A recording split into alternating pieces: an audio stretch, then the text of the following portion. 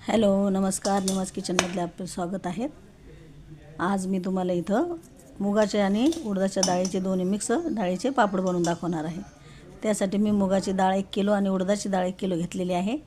ती छान मस्त स्वच्छ कपड्याने पुसून आणि मग ती दळून आणलेली आहे. आणि त्याच्यामध्ये आता मी 1 किलोचेच पापड घेतलेत. 1 किलोचं पीठ घेतले.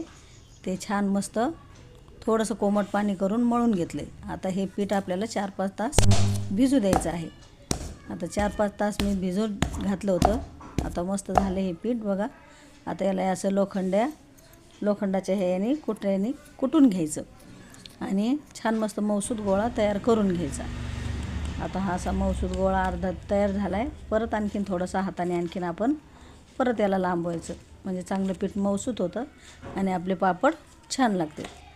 1 किलो मुगाच्या डाळीमध्ये मी 1 रामबंधू पापड मसाला टाकलेला आहे. आणि पीठ खूप घट्ट पण नाही करायचं आणि सैलसर पण नाही करायचं, मध्यम मिडियम पीठ मळून घ्यायचं. या प्रकारे असं याला थोडं ओढून हे केलं की म्हणजे छान अजून मऊ पीठ होतं.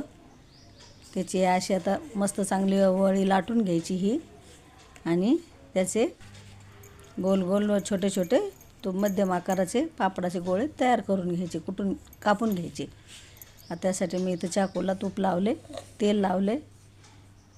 इथं जास्त तेलाचा वापर पण नाही करायचा आणि जास्त पिठाचा वापर पण नाही करायचा. थोडंच लावायचं, म्हणजे जास्त त्याला तेलाचा पण जास्त वास येत नाही आणि पिठामुळं लवकर खराब होतात पापड.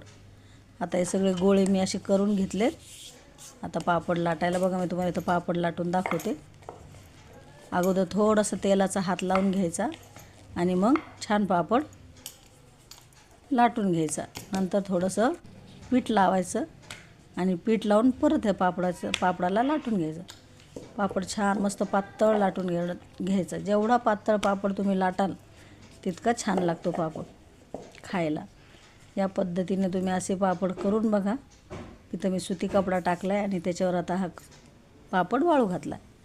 या पद्धतीने आता मी असे सगळे पापड लाटून घेते. बघा, सगळे पापड लाटून घेतलेत. मी एकटीच आहे करायला, मी एकटीने हे सगळे पापड लाटलेले आहेत. तुम्ही बघा. आता याला असंच फॅनच्या हवेखाली दिवसभर वाळून द्यायचं. दुसऱ्या दिवशी 1 तासभर छान मस्त उन्हात वाळून घ्यायचे.